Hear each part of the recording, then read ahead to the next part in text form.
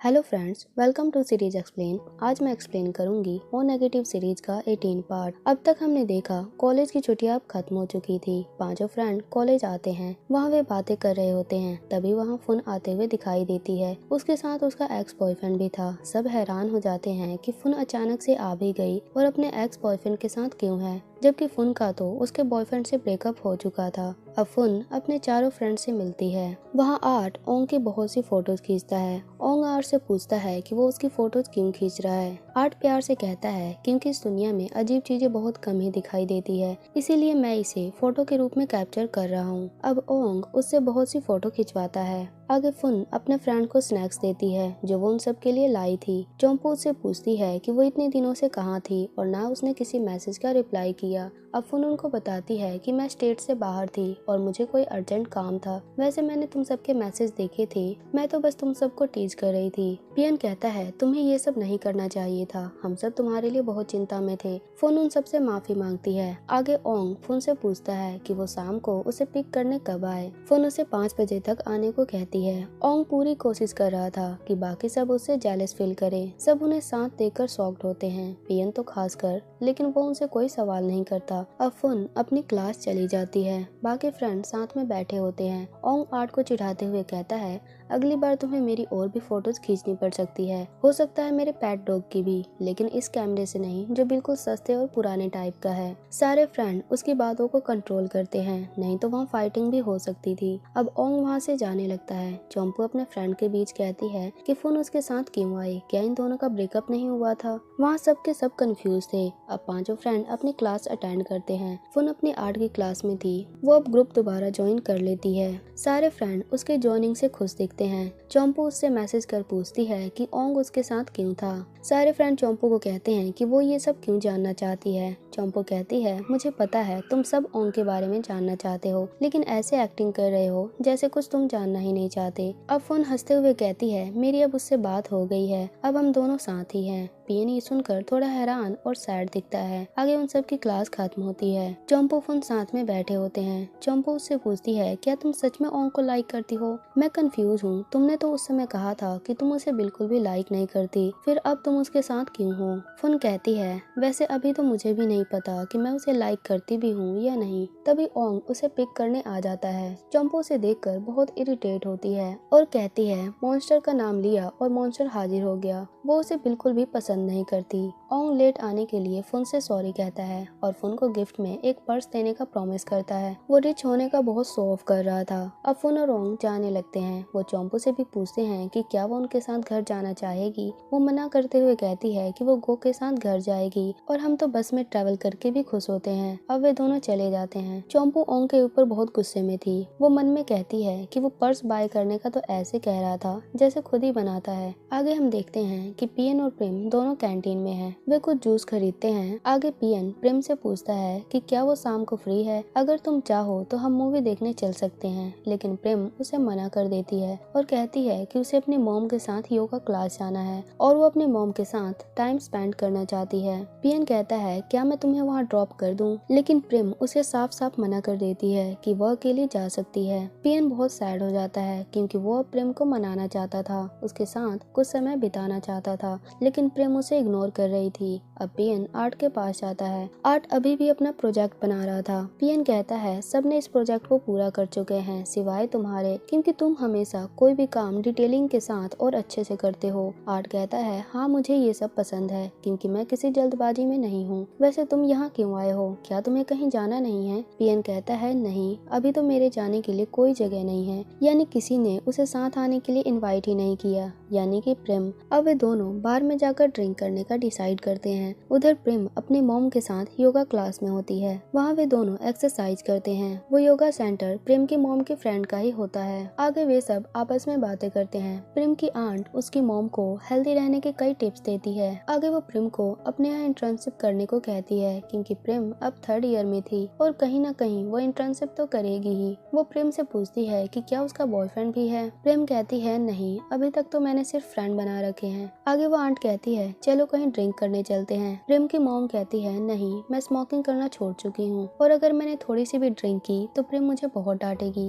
वे सब हंसने लगते हैं और पिछली बातों को डिस्कस करते हैं। आगे हम देखते हैं लगभग रात हो चुकी है। प्रेम अपने घर पर पेंटिंग कर रही थी। उसकी मॉम वहाँ आती है और कहती है टाइम कितनी जल्दी भागता है, पता भी नहीं चलता। अब तुम 3rd ईयर में हो, आगे फिर तुम ग्रेजुएट हो जाओगी, फिर तुम जॉब पर जाने लगोगी, तब मैं अपनी जॉब छोड़ दूंगी क्योंकि मैं भी अब थक चुकी हूँ। अब प्रेम कहती है वैसे अगर आप ड्रिंक करना चाहती हो तो थोड़ा बहुत ड्रिंक कर सकती हो, लेकिन ज्यादा मत करना, मैं बस आपको हेल्दी देखना चाहती हूँ। उसकी मॉम हंसते हुए कहती है जब मैं पीती हूँ तो तुम्हें प्रॉब्लम होती है, जब नहीं पीती हूँ तो तुम मुझे पीने को कह रही हो, तुम चाहती क्या हो। वे उसे बहुत टीज करती है। दोनों बहुत खुश थे। अब उसकी मॉम वहाँ से चली जाती है और प्रेम पेंटिंग बनाने लगती है। आगे हम देखते हैं कि पियन पूरी तरह ड्रंक है और वो प्रेम को कॉल करके सैड सॉन्ग गाने लगता है, जिससे प्रेम बहुत इरिटेट फील करती है। वो उसे कहती है जब तुम्हारा नशा उतर जाए तब तुम मुझे कॉल करना, अभी तुम्हें आराम करने की जरूरत है। पियन उसे कहता है मैं तुमसे बहुत प्यार करता हूँ, तुम मुझे कब तक माफ करोगी, क्या मुझे एक भी चांस नहीं दोगी। प्रेम फोन काट देती है। वो बहुत डिस्टर्ब फील कर रही थी। अब वो अपना काम करने लगती है। उधर पियन प्रेम को ही याद करता रहता है, उसे बार बार कॉल करता है लेकिन प्रेम कॉल नहीं उठाती। अब वहाँ आर्ट भी आता है, वो भी ड्रिंक करता है। वो पियन को देखकर परेशान दिख रहा था। अब अगला दिन शुरू होता है। सारे फ्रेंड एक ही क्लास में थे। वे सब कॉलेज के फंक्शन के लिए डिस्कशन करते हैं। चोम्पू सबको गाइड कर रही होती है। वो कहती है कि इस बार का फंक्शन सबसे बेस्ट होना चाहिए और मॉडल एक्टिविटी में तो मेरे फ्रेंड मॉडल का रोल करेंगे। जैसे पियन फोन प्रेम फोन मान जाती है और प्रेम पियन भी मान जाते हैं। अब आर्ट चोम्पू से कहता है क्या मैं तुम्हारा फ्रेंड नहीं हूँ, तुमने मुझे भी मॉडल रोल में क्यों नहीं लिया। सब हंसने लगते हैं। अब चोम्पू हंसते हुए कहती है क्या तुम्हें हर्ट हुआ, चलो कोई बात नहीं, तुम्हारे लिए मेरे पास एक काम है जो तुम्हारा फेवरेट है, वो है फोटोग्राफी। तुम्हें सबके फोटोज खींचने हैं लेकिन सारे फोटोज अच्छे होने चाहिए। आर्ट हंसते हुए कहता है हाँ हाँ जरूर, मैं ऐसी फोटोज खींचूंगा जिसमें तुम इंसान की तरह लगोगी। वे सब बहुत मजाक करते हैं। आगे सारे स्टूडेंट फंक्शन की तैयारी कर रहे थे। चोम्पू सबके ड्रेस डिजाइन के लिए उनका नाप लेती है। आगे हम देखते हैं आर्ट बैनर डिजाइन कर रहा होता है। वहाँ पियन भी होता है। वे दोनों बहुत सी बातें करते हैं। पियन कहता है हमें इस डिजाइन को चोम्पू से भी दिखा देना चाहिए। आर्ट कहता है हाँ तुम सही कह रहे हो, वैसे चोम्पू अब बहुत स्मार्ट हो गई है। फर्स्ट ईयर में तो वो बैक बेंचर थी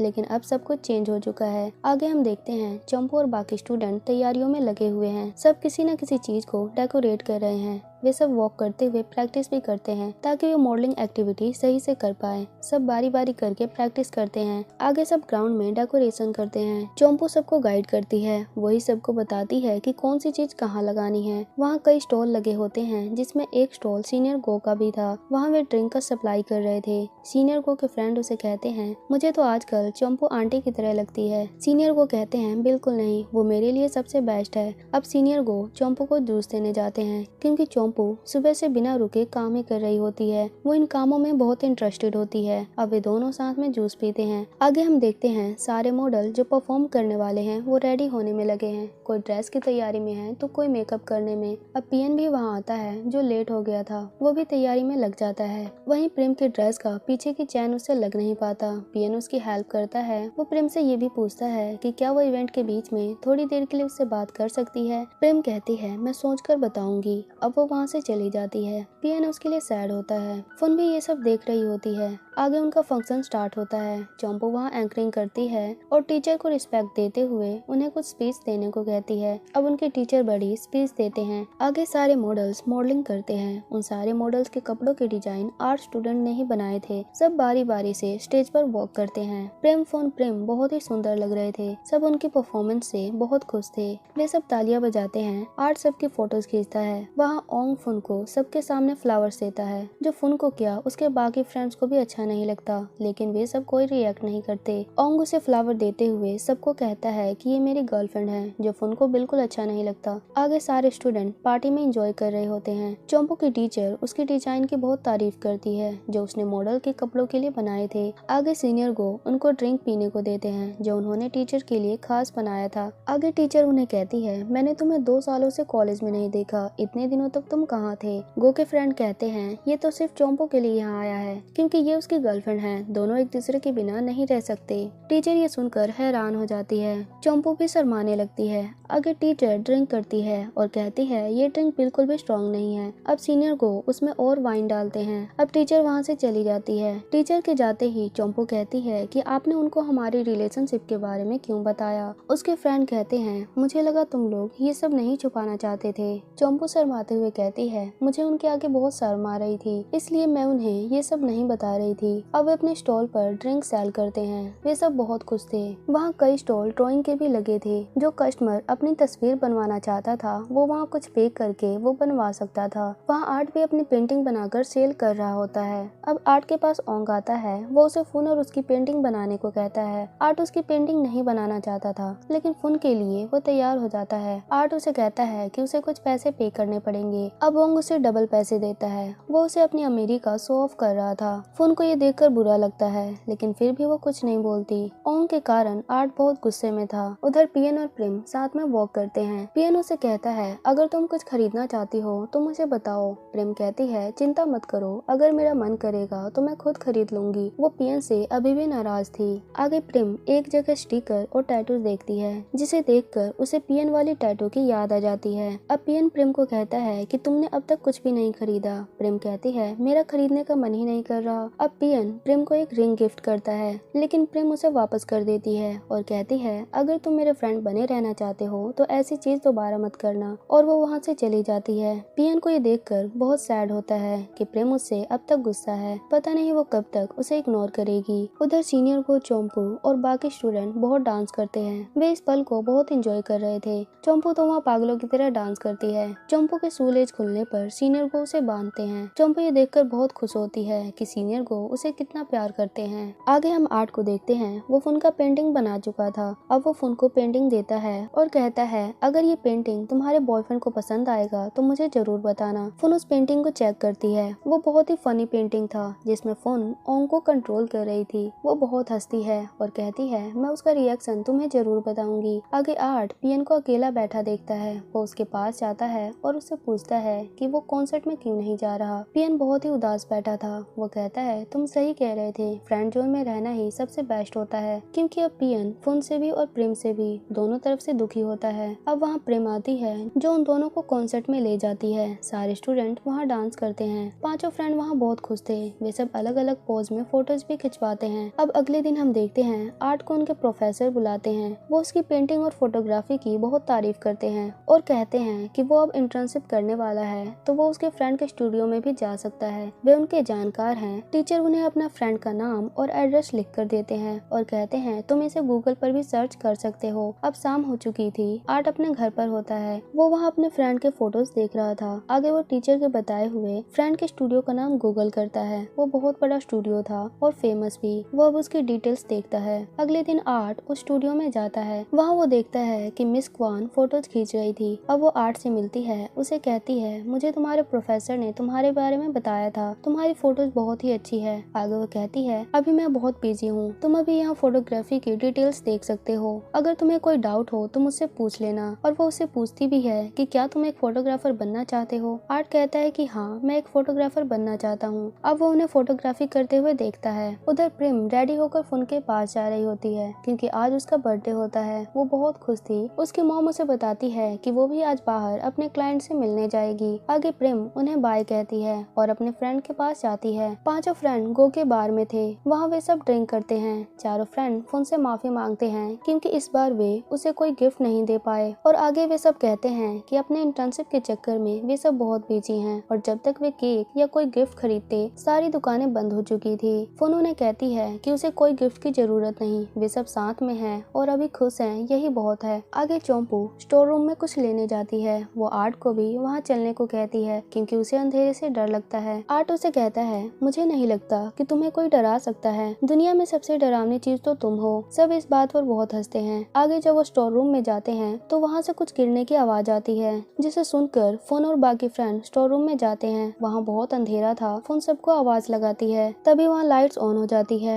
चारों तरफ रोशनी हो चुकी थी। सारे फ्रेंड फुन को गिफ्ट देते हैं। प्रेम ने उसके लिए फ्लावर का क्राउन बनाया था। फुन बहुत खुश होती है। आगे वे सब डांस करते हैं। आर्ट फुन से कहता है प्रिंसेस क्या आप मिस्टर आर्ट के साथ डांस करना पसंद करोगी? करोगी? फोन खुश होते हुए कहती है जरूर। अब वे सब डांस करते हैं। फोन अपने फ्रेंड्स के कारण बहुत खुश होती है। सीनियर गो उन सब की वीडियो रिकॉर्ड करते हैं। आगे चंपू फोन को एक पोयम सुनाती है, जैसे कि भले ही हम सारे फ्रेंड ब्लड रिलेटेड ना हो, लेकिन हम सबके दिल जुड़े हुए हैं। दिल के धागे प्यार से और एक दूसरे से कनेक्टेड हैं। वे चंपू की बहुत तारीफ करते हैं। गो कहते हैं मैंने सच में एक अच्छे दिल की गर्ल को पकड़ा है, तुम तो बहुत ही सॉफ्ट हार्टेड हो। चंपू उन्हें गुस्से में कहती है मैं सॉफ्ट हार्टेड अपने फ्रेंड के लिए हूँ, लेकिन आपके लिए तो मैं कोल्ड हार्टेड हूँ। सब इस बात पर बहुत हंसते हैं। आगे वे सब कहते हैं कि हमें थाई पोएट्री को बचाना चाहिए, क्योंकि लोग अब इन चीजों से अपना इंटरेस्ट हटा रहे हैं। अब फोन केक काटती है और विश में कहती है कि उनकी ओ ग्रुप फ्रेंडशिप हमेशा बनी रहे। वे सब बहुत खुश दिख रहे थे। गोन की फोटोज खींचते हैं। अब वे सब घर जाने लगते हैं। तभी वहाँ एनजीओ वाली रेस्क्यू टीम आती है।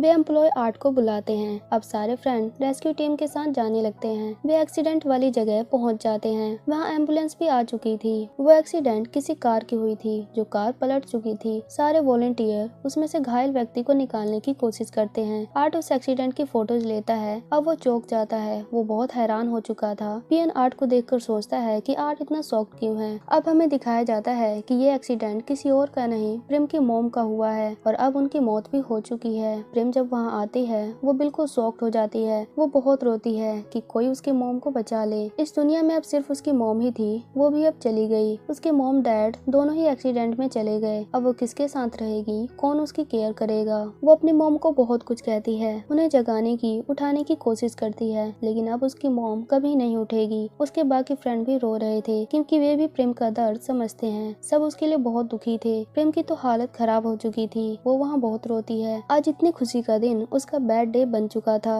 आगे का अगले पार्ट में देखेंगे। वीडियो कैसी लगी कमेंट में जरूर बताना। इसके पिछले पार्ट्स नहीं देखे तो लिंक डिस्क्रिप्शन में है। और ये वीडियो अच्छी लगी हो तो चैनल को लाइक एंड सब्सक्राइब जरूर करें।